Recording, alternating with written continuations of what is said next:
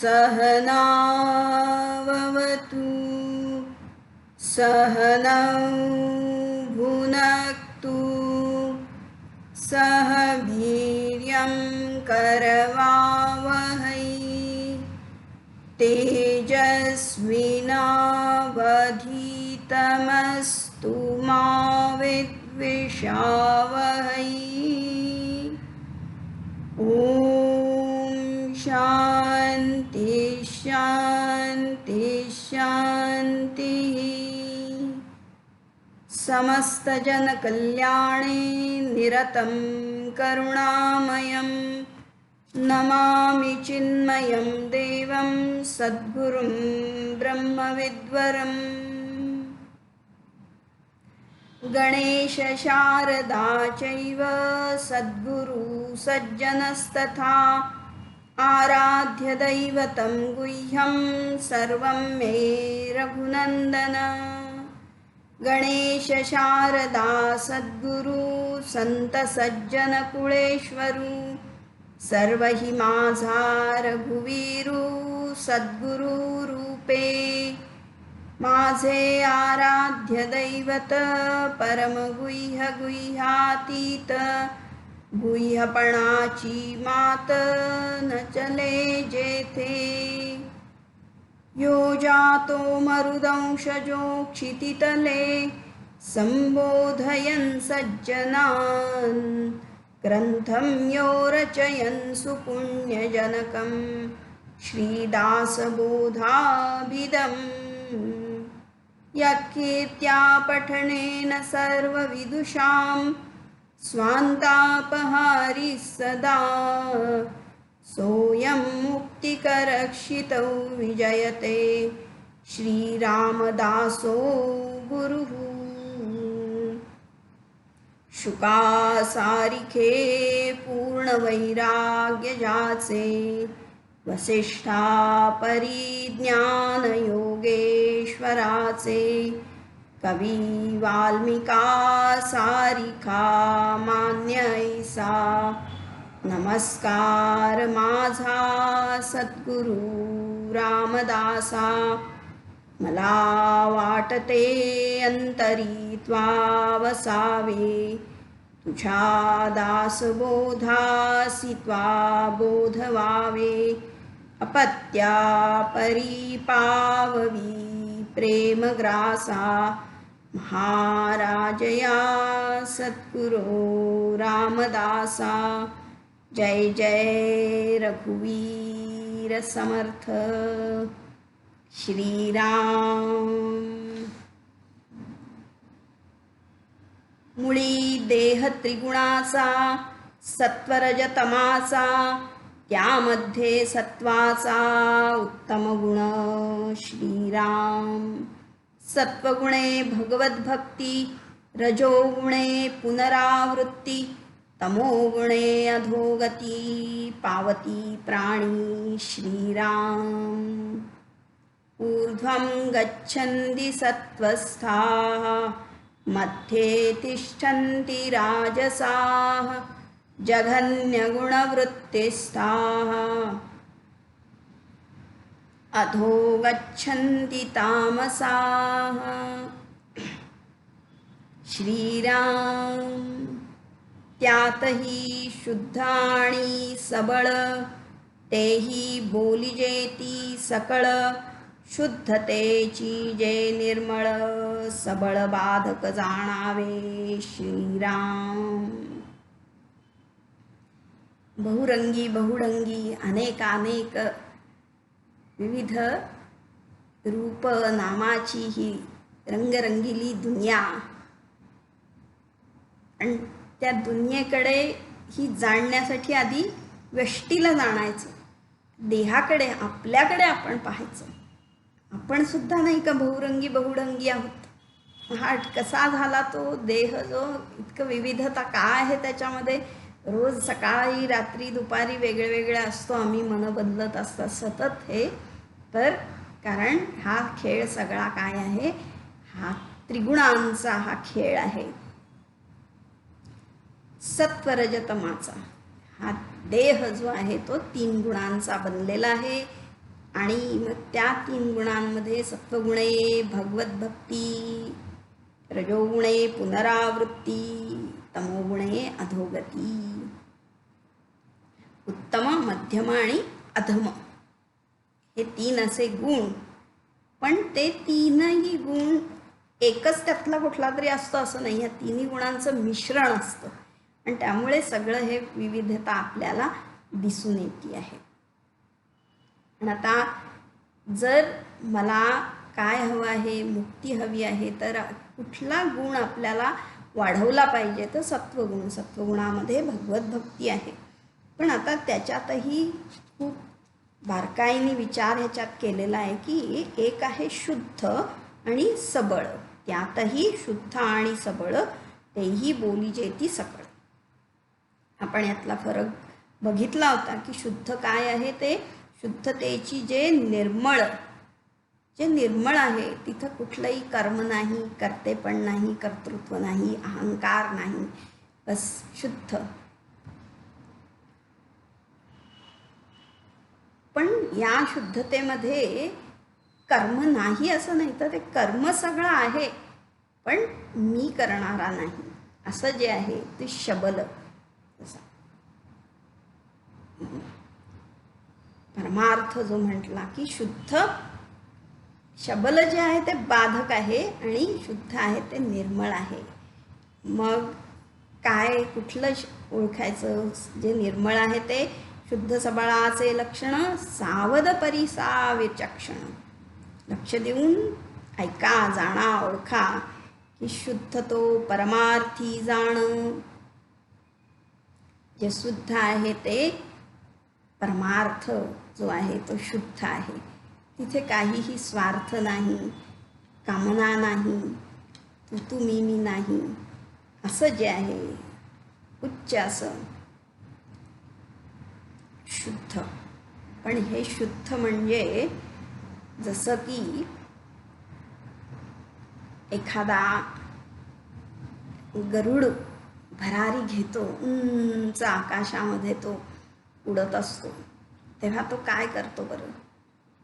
तो काही उडत असतो का? नाही, फक्त असे ताठ पंख ठेवलेले असतात त्याने, कुठेही हालचाल नसते अजिबात. ते जसं काही शुद्ध आहे, जे उंच गेल्यानंतर त्याला अजिबात काम करावं लागत नाही, आपली एनर्जी काही लावावी लागत नाही. शुद्ध तो परमार्थी जाण. पण शबल जे म्हटलंय, हे अनेक रंग ज्याच्यामध्ये आहेत. तर ते अनेक रंग, जसा एखादा छोटासा तो पक्षी असतो आणि तो त्या फुलामधला रस चाखण्यासाठी त्या फुलामध्ये चोच घालत असतो आणि तिथे त्याला आधार काही नसतो किंवा तो काही आधार घेत नाही. त्या पंखांची इतकी उघडझाप, इतकं जोरात ते वेगवान हे करत असतो आणि ते मध चाखत असतो. तिथे खूप क्रिया आहे, वेग आहे, अतिशय चंचलता आहे, पण तरीसुद्धा तिथे सात्विकता आहे. या जगतामध्ये जे कला किंवा काही कौशल्य, काही निर्मिती, काही संशोधन, काही अध्ययन, शिक्षण, दान, या सगळं जे सुंदर, जे भव्य उदात्त असं होत आहे ते शबलच आहे. पण तरीसुद्धा त्या शबलामध्ये काय आहे? परमार्थ आहे. आणि त्यामुळे ते शबल जे आहे ते शुद्ध शबल आहे. पण जेव्हा शबल आहे, हरा शबलाचा अर्थ खूप अनेक अनेक अनेक रंगांचं मिश्रण तिथं आहे, कर्म आहे, धावपळ आहे.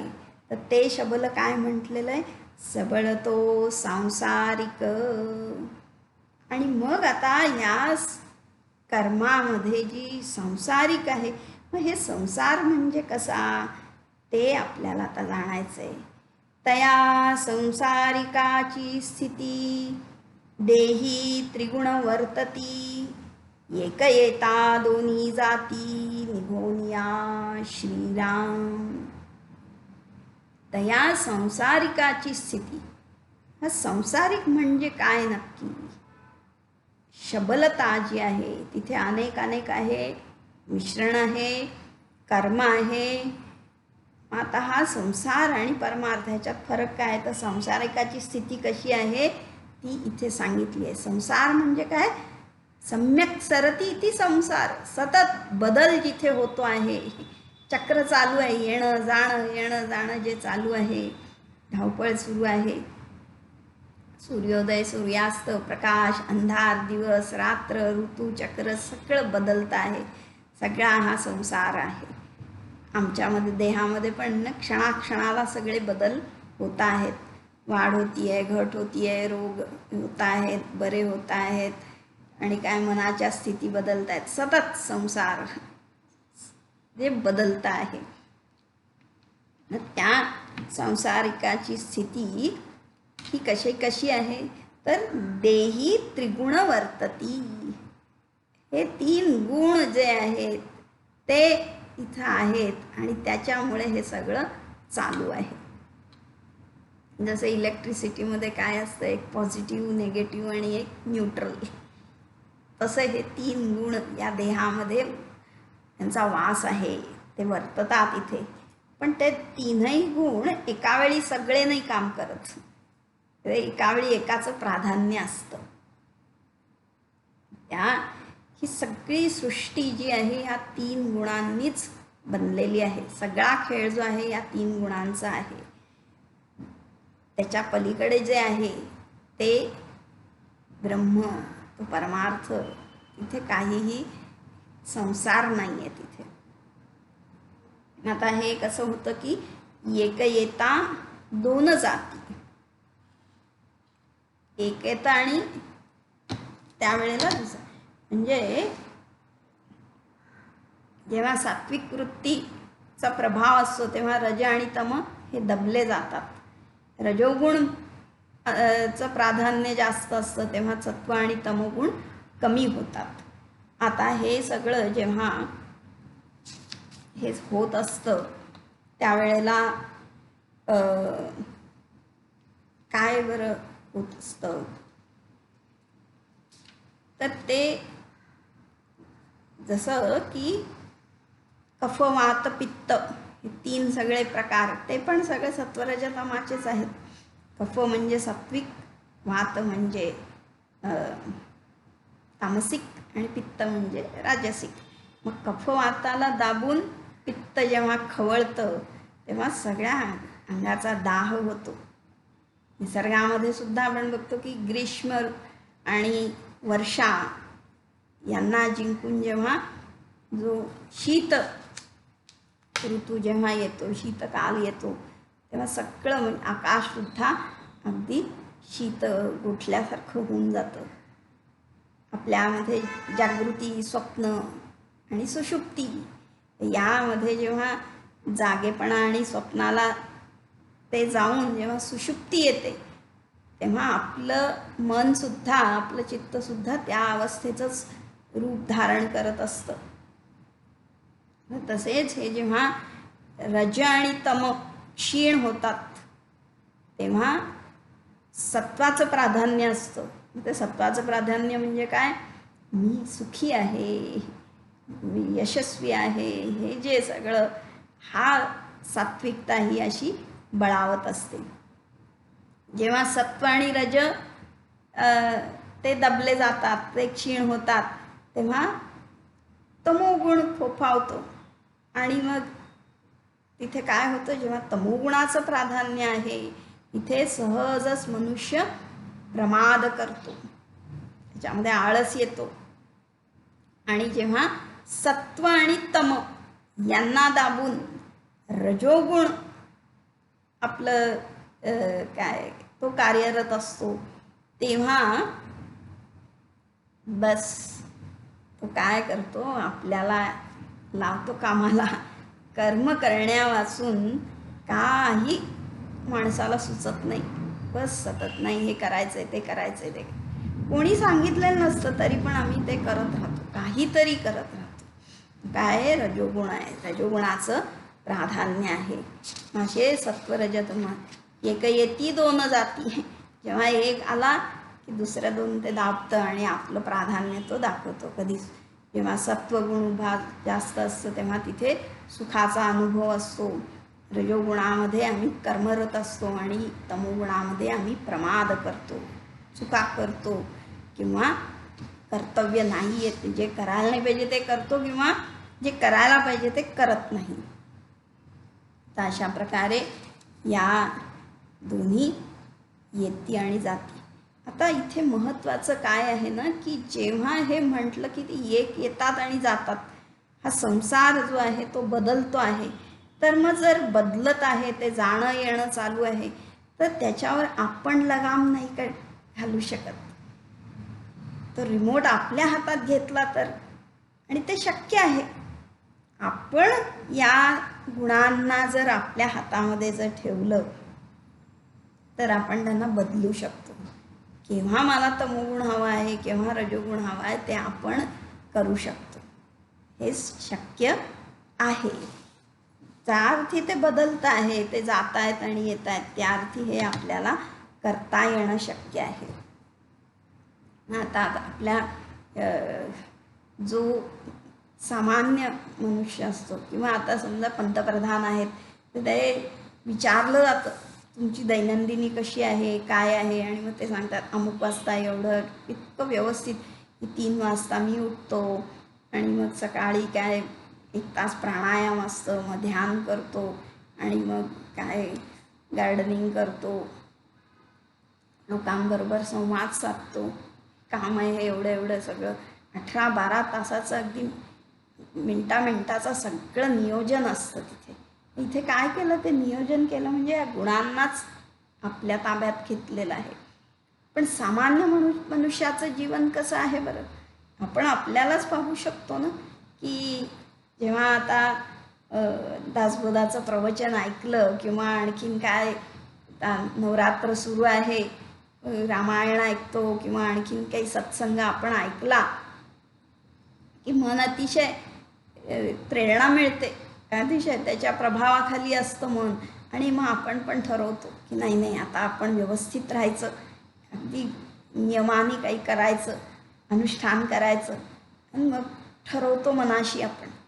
आणि जोपर्यंत त्या प्रभावाखाली आहे तोपर्यंत, समजा सोमवार आहे आज आणि मग सोमवारी आम्ही ठरवलं आणि बरोबर मग पहाटे उठायचं, सकाळी आम्ही लवकर उठतो, ध्यान करतो, जप करतो, फिरायला जातो आणि मग सात्विक आहार घ्यायचा अगदी व्यवस्थित वेळच्या वेळी, आणि जे मर्यादित जे काही खायचं आहे सात्विक, जास्त काही शरीराला बाधक असं आम्ही घेत नाही. आणि मग असं करत थोडे काय 3-4 दिवस, साधारण आठवड्यातला मध्य येतो आणि नकळत काय व्हायला लागतं की तिथे जागृत अवस्था असते, पण पुन्हा काय सगळं की आपण म्हणतो ना पायजमा फॅशन, त्या पायजम्यासारखं पुन्हा फडफड सुरू व्हायला लागते. झेंडा जसा फडफडतो तसं पुन्हा आपल्या मागण्या सुरू होतात, असं नको, असं हवं आहे, हट्ट सुरू होतात. ते मन जे आहे, पुन्हा ज्या जुन्या सवयी ज्या आहेत त्या पुन्हा यायला लागतात. मग कामामध्ये जे सकाळी थोडासा 5च्या ऐवजी आपण 6ला उठू वगैरे, म्हणजे उठण्याची वेळ आपली ती पुन्हा जुनी येते. ऑफिसमध्ये काहीतरी चालढकल चालते, कारणं काहीतरी सांगायची आणि कामं इकडे इकडे करायची सगळं. म्हणजे सगळ्यामध्ये परत आम्ही त्याच आपल्या सामान्य जीवनामध्ये जात असतो. म्हणजे सत्वाची जागा रजोगुण घेतो आणि मग शनिवार रविवार बस अंथरुणातून उठतच नाही अजिबात. तमोगुण इतकं त्याचं प्राधान्य असतं की सगळं ध्यान वगैरे करत बसलो तरी पण झोपच येते, किंवा आम्ही झोपतच म्हणतो झोपेत ध्यान करू आम्ही, आणि झोपून राहतो. आणि मग दुसऱ्या दिवशी परत मन इतकं खायला उठतं, अरे आपण हे केलं नाही, हे करायला पाहिजे. मग ते करत नाही म्हणून नैराश्य येतं आणि मग आजारपण असल्यासारखं वाटतं. मग मी आजारी आहे, मला ताप आला आहे. मग आता ताप आला आहे तर जास्त खूपच आपण हेक्टिक केलं, थोडंसं विश्रांती घ्यायला पाहिजे, आपलंच मन आपल्याला सांगत असतं. आणि मग ऑफिसला दांडी मारून नाही आता थोडंसं विश्रांती, झोपायचं आहे, असं काहीतरी चालू राहतं. विश्रांती आपण घेत राहतो. हे सगळं असं सत्वरजतमाचा हा खेळ चालू असतो. जे ह्या तमोगुणाचं जे अन्न फार कठीण असतं, सात्विक जीवन जे आहे त्याचा वावर फार कठीण आहे. आता काय करायचं मग? तर आपल्याला हे खरं जाणून घ्यायचं आहे, विचार करायचा आहे की नक्की रजोगुण म्हणजे काय आणि त्याच्यावर आपल्याला कसा ताबा मिळवता येईल. तर तो आपल्याला घ्यायचा आहे. काय म्हणतात, रजतम आणि सत्व येण्याची चाले जीवित्व, रजोगुणाचे कर्तृत्व दाखवू आता श्रीराम. रजतम आणि सत्व येण्याची चाले जीवित्व. आपलं जीवन हे सगळं या 3 गुणांचा खेळ, सर्कस त्यांची सुरू आहे. ते 3 आपले सूत्रधार आहेत आणि आम्हाला नाचवता आहेत. मग आता त्याच्यामध्ये म्हणले रजोगुणाचे कर्तृत्व दाखवू आता. आपण बघितलं काल, म्हणलं की रजोगुण हा जास्त इथे असल्यामुळे त्या पहिलं रजोगुणाचं कर्तृत्व म्हणले दाखवू. श्रीराम. रजोगुण येता शरीरी, वर्तणूक कैसी करी, सावध होऊनी चतुरी परिसावे श्रीराम.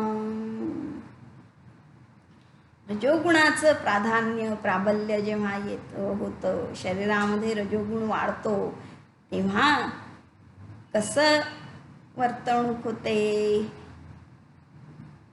ते काय करायचं आहे आपण, सावध होऊनी परिसावे, नीट सावध होऊन ते ऐकायचं आहे. का? कारण आपल्याला रजोगुणातून तमोगुण सत्वगुणामध्ये जायचं आहे. तर रजोगुण काय सांगितला बरं? तर भगवान सांगतात की रजो रागात्मकम वित्ती तृष्णासंग समुद्भवम. रजो रागात्मकम वित्ती म्हटले. रजोगुण म्हणजे काय, कसा आहे तो? रज जीवाते रंजवू जाणे, हे रज याची कारण आहे म्हणले. हो, रागात्मक आहे. म्हणजे जीवाच्या चित्ताला, ते आपलं जे चित्त आहे त्याला काय करतो तो?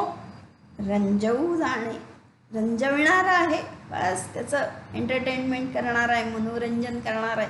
चित्ताला जो मनोरंजन करणार आहे, मला हे पाहिजे, मला तसं पाहिजे, मला असं पाहिजे, हो ठीक आहे ठीक आहे ठीक आहे, चला जसं पाहिजे तसं करणारा जो आहे, हेच म्हणून त्याचं नाव काय? रंजन करणारा तो रज, तो रजोगुण आहे.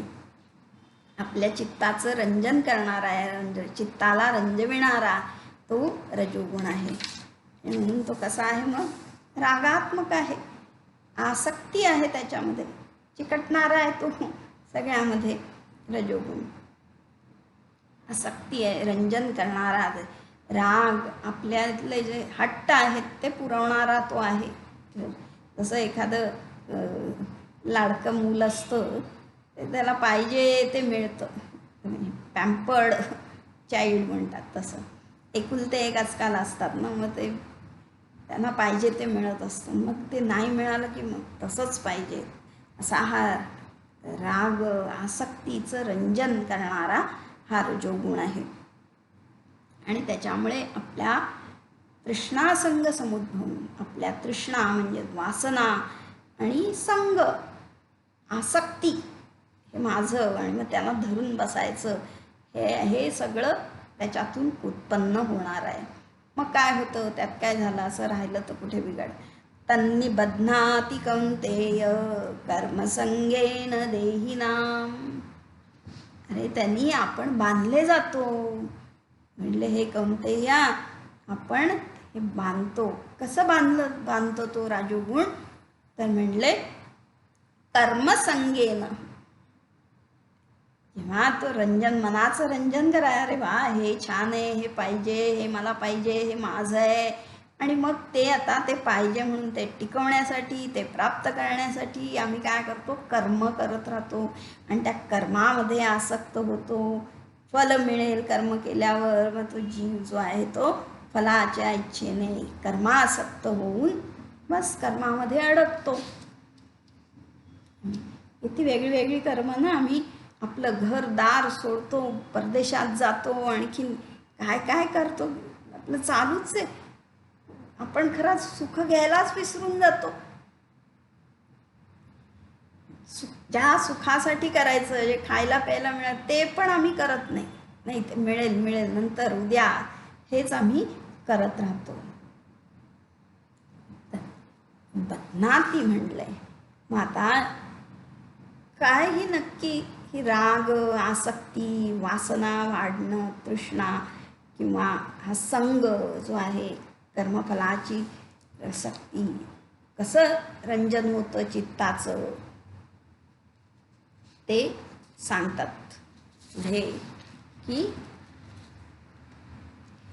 श्रीराम माझे घर माझा संसार, देवकैचा आणिला थोर, ऐसा करी जो निर्धार, तो रजोगुण श्रीराम. भगवंतांनी बस फक्त रजो रागात्मकम विद्धी एवढंच सांगितलं. तृष्णा संग समुद्भव, राग आसक्ती एवढ्यामध्ये सांगितलं. पण त्याचं विश्लेषण वेगवेगळ्या आचार्यांनी वेगवेगळ्या प्रकारे केलं. जसं 12व्या शतकामध्ये ज्ञानेश्वर महाराजांनी जे कर्म आहे, म्हणजे भले तो यज्ञयाग करत असेल, पूजापाठ करत असेल, मंदिरं बांधत असेल, त्याला पण रजोगुणामध्ये टाकलंय. इतकं ते शुद्ध. म्हणून तर समर्थांनी जे म्हणलं शबल तो सांसारिक, थोडं सुद्धा अनेकत्व आणि कर्माचं मिश्रण आलं तर ते रजोगुण आहे. मग पण समर्थांनी इथे मात्र अगदी रजोगुण म्हणजे जो त्याच्या तो खालच्या प्रतीचा प्युअर रजोगुण आहे. इथे सात्विकतेचं काय थोडं सुद्धा त्याला स्पर्श नाही आहे, असा रजोगुण सांगितलेला आहे. जर ज्ञानेश्वर महाराजांनी सात्विक कर्माला पण ते कर्म आहे तर ते रजोगुण म्हटलंय त्याला. पण इथे मात्र जे बांधतं, अगदी प्रत्यक्ष आम्हाला बांधणार आहे तेच सांगितलं रजोगुण. आणि हे त्या एवढी 400 वर्ष पुढे आहेत ना, त्यामुळे आणखीन आम्ही बद्ध झालो आहोत, अजून स्थूल झालो आहोत, आणि म्हणून ती लक्षणंच ते सांगत आहेत. ते सहजपणे हे आपल्याला दिसतं. आणि ही जी सगळी लक्षणं दोष म्हणून आपण पाहायचं नाही आहे, चुकीचं आहे आम्हाला नावं ठेवली आहेत अशा दृष्टीने पाहायचं नाही, तर आपण एक तटस्थ होऊन रजोगुणाचा अभ्यास आपण करतो या दृष्टीने ते पाहायचं आहे. आणि ते आपल्याच व्यक्तिमत्वाची परीक्षा आपण करायची. काय बरं, दिवसभरात सगळे हे बदलत असतं. श्रीराम माझे घर माझा संसार देवकैचा आणिला थोर ऐसा करी जो निर्धार तो रजोगुण श्रीराम. राग, आसक्ती, संग हे माझा आहे, माझा घर, माझा संसार, माझा परिवार ऐसा. मग त्याच्या पुढे देव बिव काय नाही म्हणले. देव कायचा आणीला थोर. अरे बाबा आज सण आहे, देवाची पूजा वगैरे, घरची कामं आधी बरी करायची ना. समर्थांनी सांगितलंय ना प्रपंच करावा, नेटका वगैरे. मग आम्हाला आधी घरचं आठवतं, माझा घर, माझा संसार, माझा परिवार वगैरे. आणि जसं ते वारं सुटतं ना, ती वावटळ येते, वावटळ. आणि तर त्या वाऱ्याने ते एका दिशेने असं फिरत असतं, त्यामुळे तो सगळा कचरा, धूळ वगैरे तर ते सगळं एकवटलं जातं. तसंच आमची इंद्रियसुद्धा या विषयामध्ये एकवटली जातात. तर रजोगुण जेव्हा प्रभावी असतो तेव्हा स्वैरपणे विषयांमध्ये असतात. आणि ते माझं, हे मला पाहिजे, इथं पाहिजे. मग तिथे त्या वाऱ्याच्या दिशेने आम्ही जातोय. जशा वासना आम्हाला नेत आहेत, रजोगुण जिथे नेतोय तिथे आम्ही जातोय. पण जिथे पोचायचं आहे ते मात्र आपण विसरतो. आणि मग तो माझं माझं माझं जे करत असतो ते काय म्हणतात, श्रीराम माता पिता आणि कांता ऐस पुत्र सुना आणि दुहिता इतुकियांची वाहे चिंता तो रजोगुण श्रीराम. माझा संसार रजोगुण काय करतो की चित्ताला रंजवतो. आणि त्या मनाला असं वाटतं मला सगळं माहिती आहे, मी जे करतो ते सगळं बरोबर आहे, मला सगळं कळतं ना, मी संवेदनशील आहे. मग आपलं एक असं छोटंसं तो विश्व बनवून घेतो. अवधूताच्या उपदेशामध्ये कबुतराची कथा सांगितलेली आहे. ते कबूतर आणि कबुतरी हे दोघे जण राहत असतात. आणि बघितलं तरी जाणायचं, दोन कबूतर असतात नेहमी, प्रणय त्यांचा चालू असतो. तर ते दोन कबूतर आणि मग ते छोटंसं घरटं बांधतात, पिल्लं घालतात आणि त्यांचं छोटंसं जग असतं. माता पिता कांता, बायका मुलं सुना, हे सगळं जे माझा परिवार. आणि त्यांची चिंता व्हायची. तो म्हणले रजोगुण आहे. म्हणून तर ना की असं नाही आहे की हे सोडणं म्हणजे सत्वगुण, पण ते सगळं करत असताना देवाला न विसरणं, तिथे सात्विकता येते. आपल्याला सगळं समजावणार. मग फक्त माझं मला आणि आपण एका छोट्याशा विश्वामध्ये जे राहतो तो काय आहे, रजोगुण आहे. सांग, छोटंसं विश्व आणि ते माझं, त्याच्यामध्ये इतके बांधलेलं असतं. जसे ते कबूतर बांधले जातात, शिकारी येतो आणि शिकारी त्यांची शिकार करतो. पिल्लं ती मारून टाकतं. तर त्या आईबाबांना पण वाटतं की आता ती पिल्लं नाही तर आपण तरी काय, आपण पण जाळ्यात जाऊ, आणि ते पण संपवून टाकतात. पण एवढंच जीवन आहे का? खरं म्हणजे माता पिता जर चौकशी आपण करायला लागलो, कोण आहेत हे? कस्त्वं कोहम, कोमे तात, कोमे मात, कोण आहे ही माझी माता, माझे पिता कोण आहेत, मी कुठून आलो, हा सगळा विचार करायला लागला तर न मे बंधू न मे पिता न गुरु न शिष्य, अशी स्थिती आहे फार मोठी वरची. पण आत्ता मात्र माझा परिवार आणि हे त्यांचीच तेवढी मला चिंता आहे. पण तो चिंता वाहत असतो. भगवान म्हणतात मी करतो ना सगळं, तू कशाला चिंता. काते कांता धनगत चिंता वातुल किम तव नास्ती नियंता. कोणी नियंता नाही आहे का? कशा करता ही चिंता करत बसतोस? काहीतरी वेगळं कर, या आकाशाला गवसणी घाल, कुठेतरी बांध फोड. तेव्हा हे असं त्याचं स्वतःचं असं एक छोटंसं तो जग बनवून घेत असतो.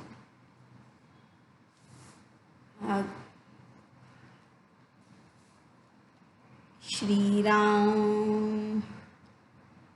बरे खावे बरे जेवावे, बरे ल्यावे बरे नेसावे, दुसऱ्याचे अभिलाषावे, तो रजोगुण श्रीराम. मी माझं, आणि मग जास्तीत जास्त किती वाढतं ते माझा परिवार, माझे आई वडील वगैरे सगळं. आपण आपलं छान चौकीत राहणे, ह्याच्यापेक्षा वेगळा विचार, ह्याच्यापेक्षा वेगळी काही झेप इथं नसतेच. आपलं चांगलं चांगलं खावं प्यावं, कपडे लत्ते छान घालायचे नेसायचे, आणि दुसऱ्याचे अभिलाषावे. दुसऱ्याचं कमी जास्त काही झालं की लगेच आम्ही तुलना सगळं, अरे त्यांच्याकडे आलं मग माझ्याकडे नको का. हे सगळं काय आहे, हा रजोगुण आहे. पूर्ण अज्ञानाच्या सरा प्युअर रजोगुण ज्याला म्हणतात ना, तो हा आहे. त्याला सत्वाची झालर जर असती तर आम्ही फक्त कर्म म्हणजे रजोगुण असा होतो. पण इथे म्हणजे काही, इथे सत्वचं शून्यच आहे. ज्ञान जे आहे तिथं नाहीच आहे. की जसं ते कुत्री मांजरी जशी, एवढंच त्यांचं असतं ना आयुष्य किंवा जीवन.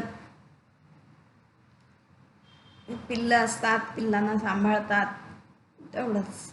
मनुष्य थोडासा वरच्या पातळीवर, बरे खावे बरे ल्यावे, मग छान मोठा फ्लॅट, गाडी बंगला, याच्यामध्ये आपण असतो असा. त्याच्या पुढे श्रीराम.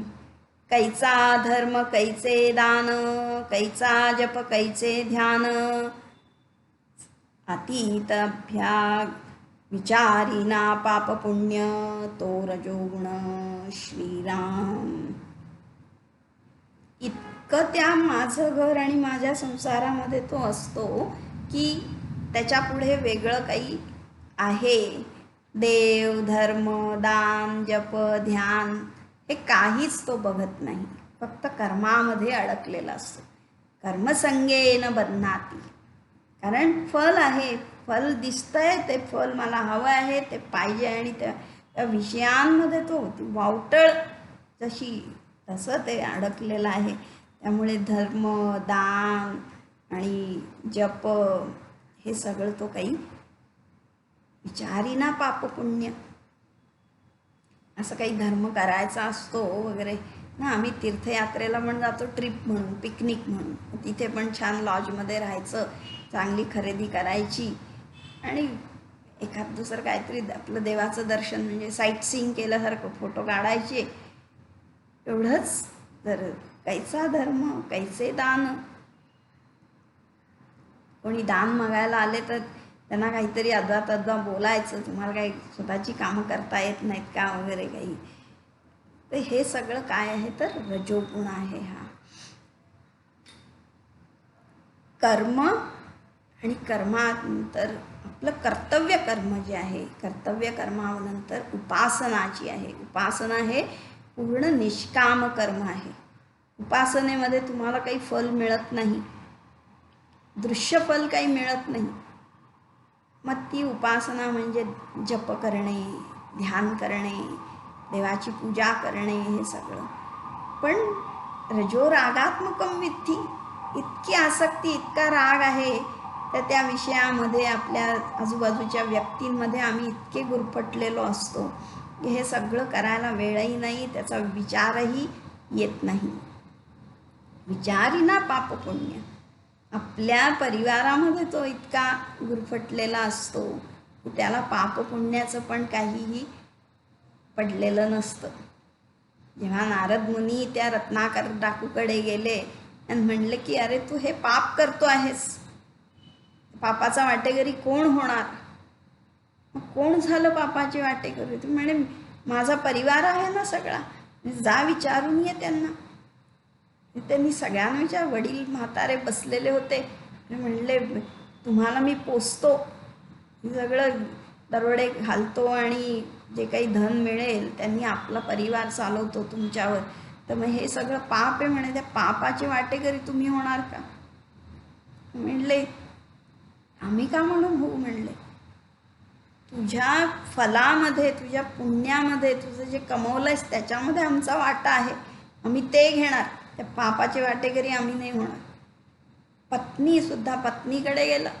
पत्नी म्हणली मी फक्त सुखदुःखाची वाटेकरी आहे, पापपुण्याची नाही म्हणले, आणि तुमची जबाबदारी आहे आम्हाला पोसायची, आमचं रक्षण, आमची जबाबदारी तुमच्यावर आहे. त्यामुळे तुम्ही ते कसं मिळवून आणलं त्याचं जे पाप जे आहे ते आम्हाला नाही, आम्ही नाही घेऊ शकत ते पाप.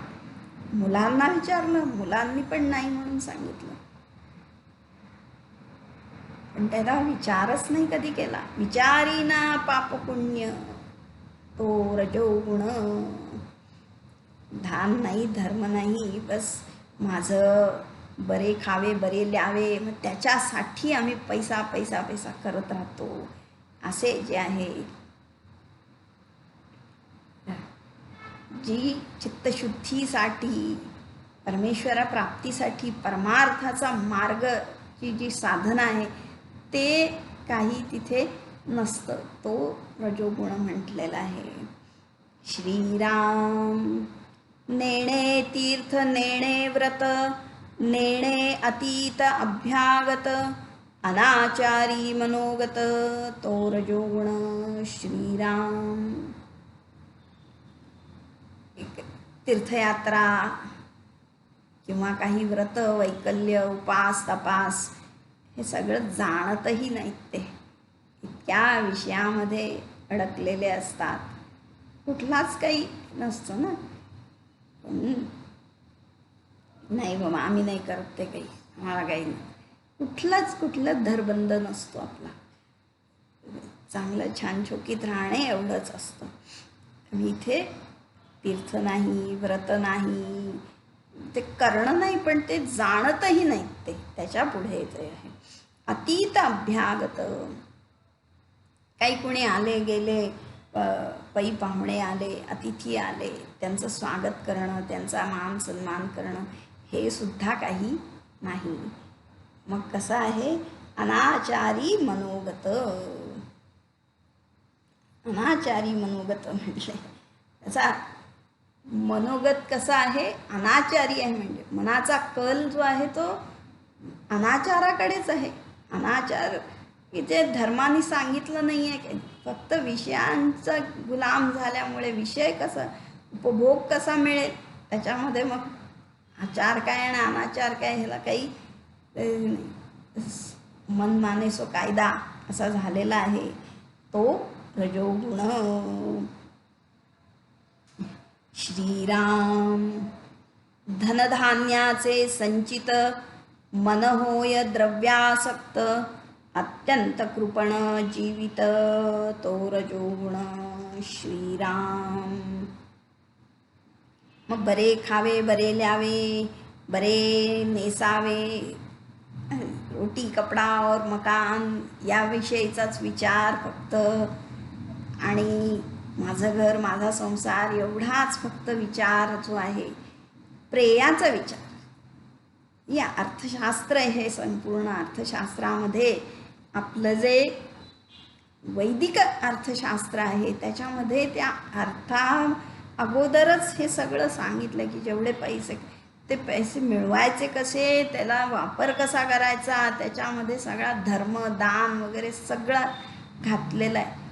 पण आम्ही जर त्याचा विचार नाही केला, जाणणंच नाही आहे, मग आपलं चांगलं कसं होईल? स्टँडर्ड ऑफ लिव्हिंग आम्ही फक्त बघतो आहोत, आणि ते सुद्धा माझं फक्त माझं आपण बघतो.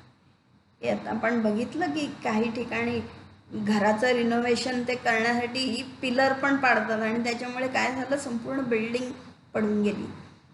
हे फक्त मी माझा विचार केला, पण बाकीचा विचारच नाही तिथे. नेणे काही जाणणं नाही आहे तिथे.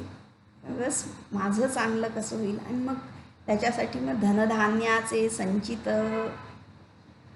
साठवायचं, परिग्रह करायचा.